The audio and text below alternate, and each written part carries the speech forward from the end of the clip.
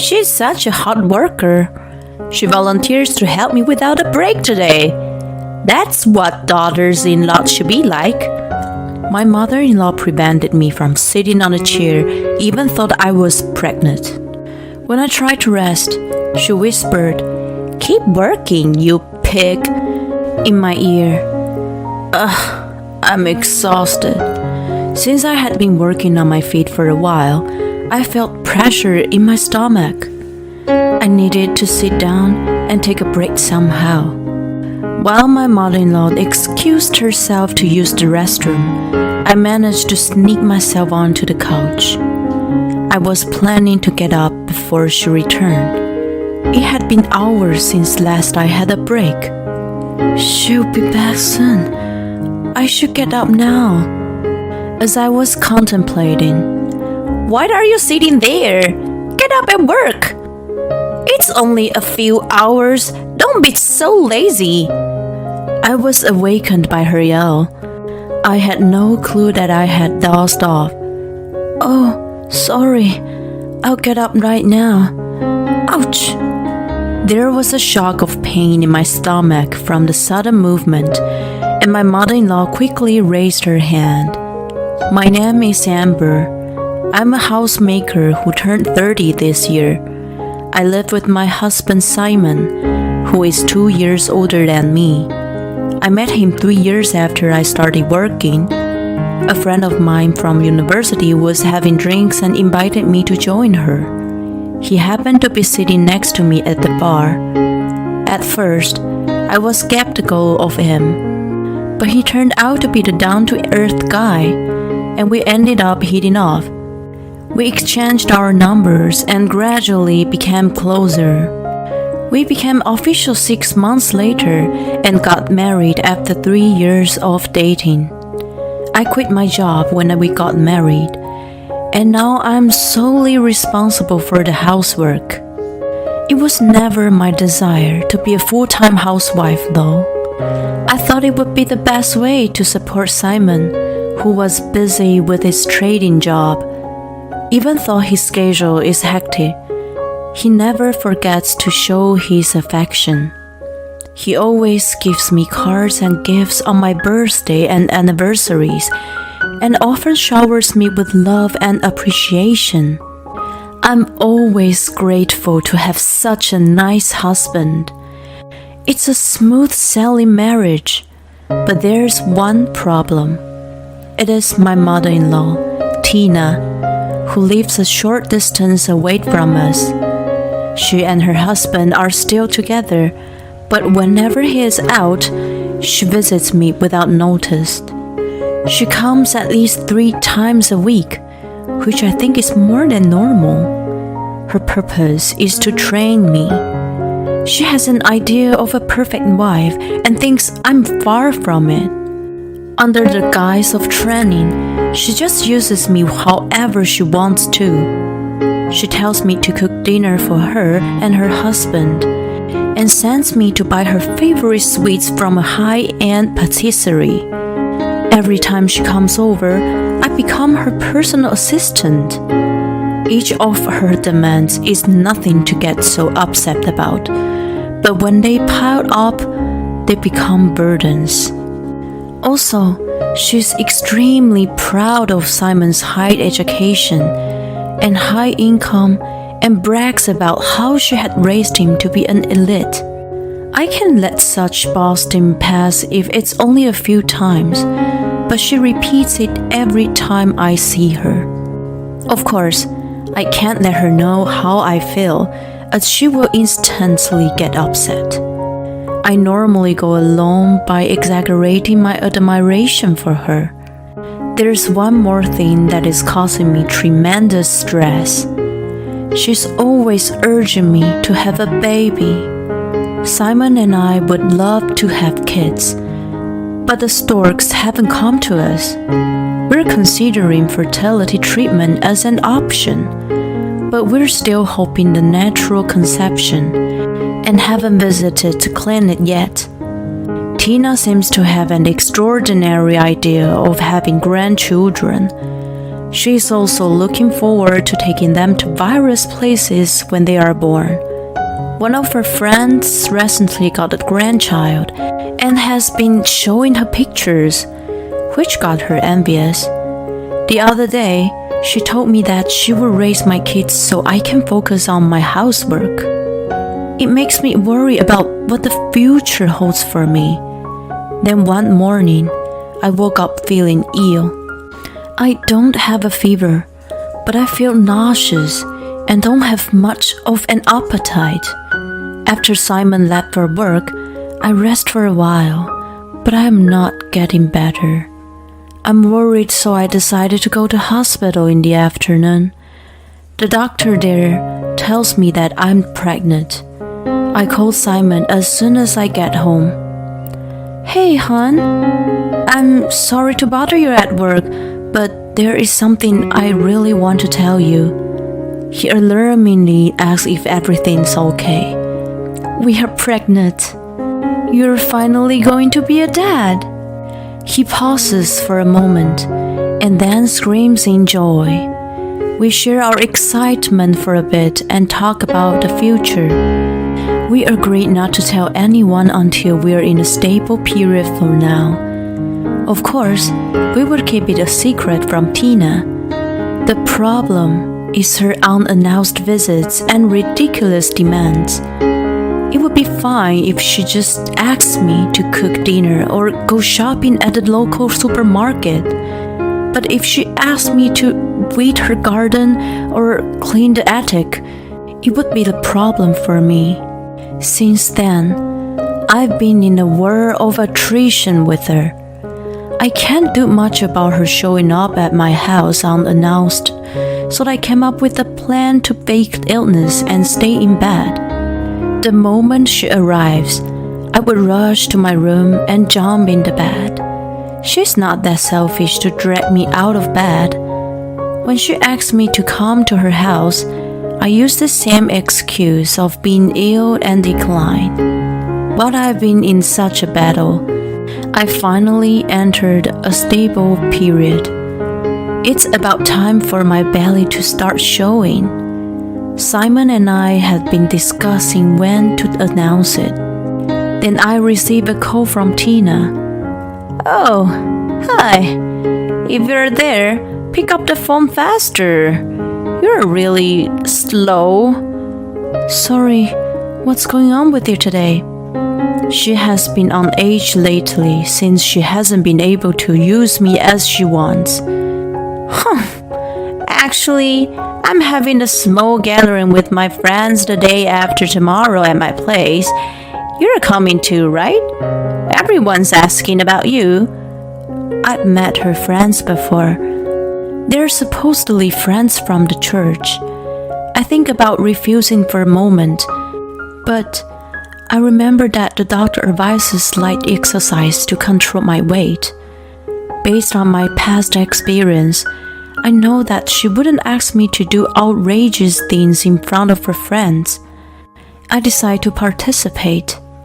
Yes, I will join you. Her voice thrills with satisfaction.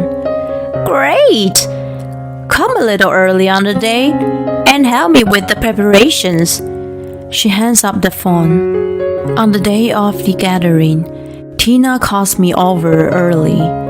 It's supposed to start at 3 p.m., but I've been summoned and forced to run errands since 8 a.m., starting from laundering and cleaning to preparing lunch and even giving her a massage. It goes on and on endlessly. I haven't been able to sit down even once all this time. Could you please let me sit down and take a break for a moment? What are you talking about?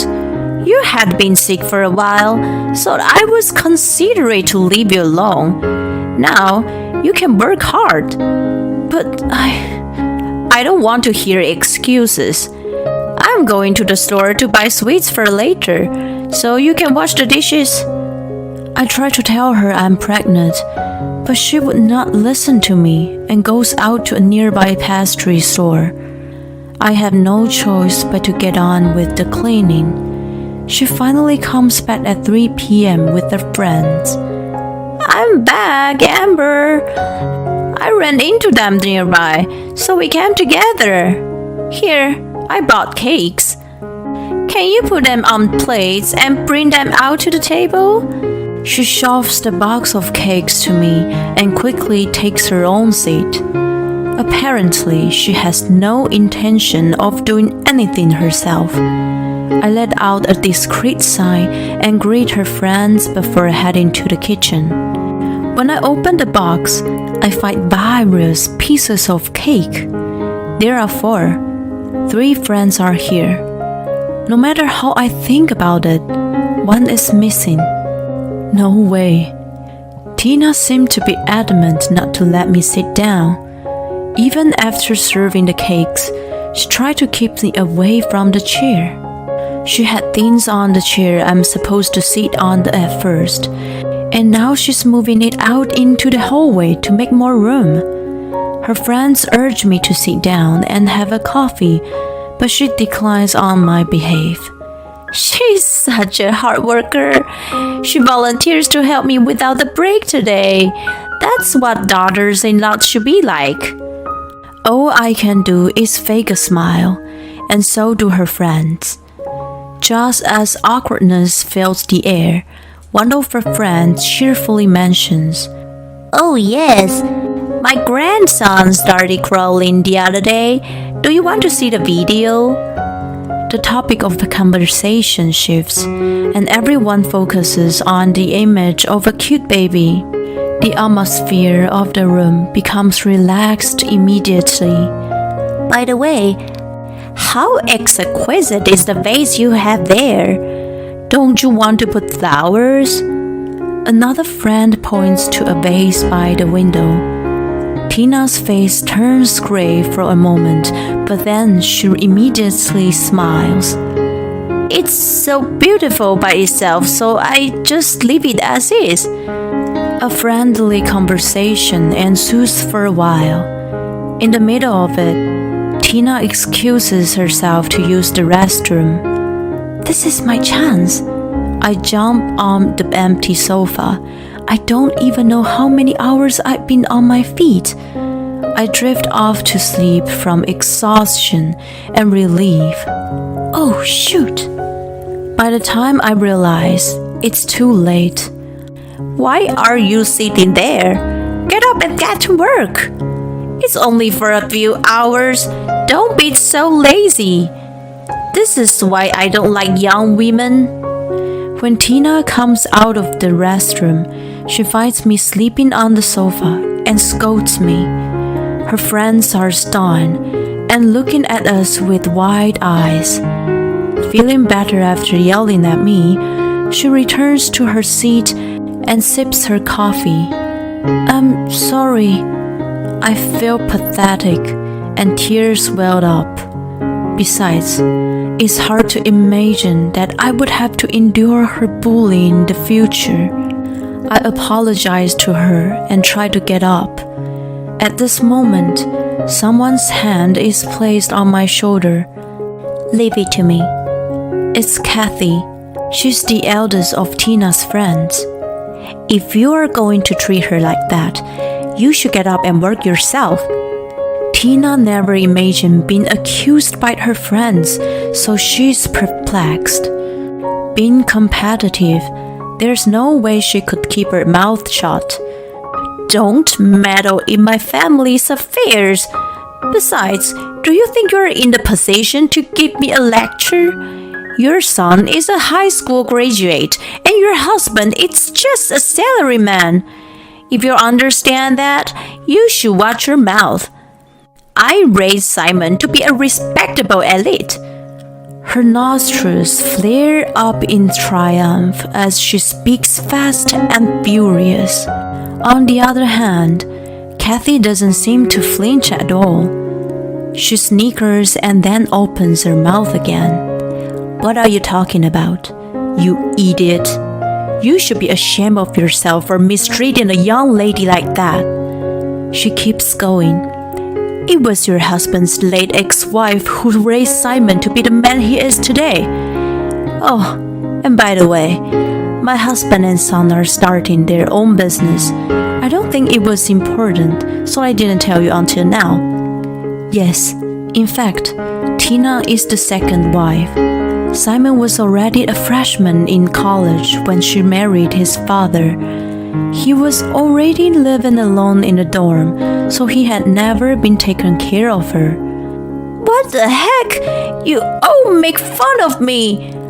She's losing it as her sore spot is rubbed. She stands up, slamming the table with all her might. I hate this thing! She screams, and at the same time, throws down the vase by the window on the floor. A loud sound of shattering glass echoes, and the vase breaks into pieces. Everyone gasps in unison. When Tina comes to her senses, she freezes there. Then she looks at us and says, It's a memento of the late ex-wife. Please don't tell my husband. He's going to be furious. That's impossible. The vase is in a million pieces now, and it's not something she could get a new one for right away.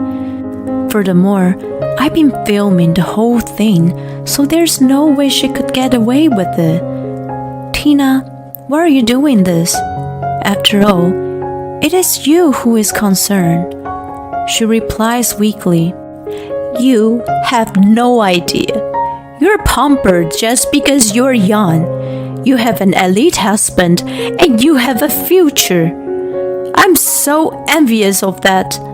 I want people to pay more attention to me. Her resentment keeps pouring out.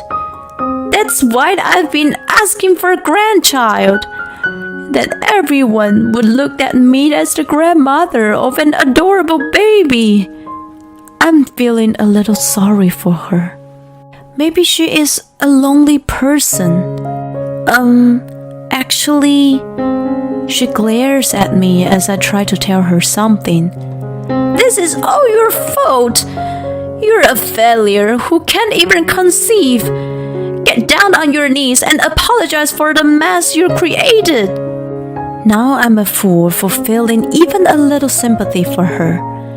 If she apologizes and changes her mind, I will be able to let this go peacefully, but I guess not. I asked her friends to leave and wait for Simon and my father-in-law to return. Once all of us are gathered, I tell them the details of the day's events and show them the recording. Simon is furious with Tina for making me work without a break and yells out, She's pregnant! Are you serious? You're having a baby? Oh no! If you had told me earlier, I wouldn't have done this. Upon learning the pregnancy, she finally regrets what she has done. That means I'm finally going to be a grandma. Of course, you will let me babysit, right? Please, I'm going to be a good grandma. Her attitude turns upside down now, and she is wiggling and pleading with Simon, who shakes his head in disapproval. What are you talking about? I'm not going to let you see my precious child. Tina's so shocked that she collapsed to her knees and utters a sad cry. I've been told lately that my father-in-law filed for divorce. She intentionally and maliciously destroyed a memento of his beloved late ex-wife. She had been fed up with her pretentious and selfish way, so it was a good timing to separate himself from her. Not only did he file for divorce, he also demanded that she pay for the broken vase. This caused her to lose almost all of her modest savings. She was literally kicked out of her house with nothing. She had been living a comfortable life, but now she's living alone in a small apartment. I, on the other hand, was able to give birth to a healthy baby girl. Both Simon and my father-in-law cried with joy. Of course, I was overwhelmed with happiness too. Every time her little hand squeezes my finger, I'm filled with tremendous love for her. I swear to myself that I would protect her no matter what.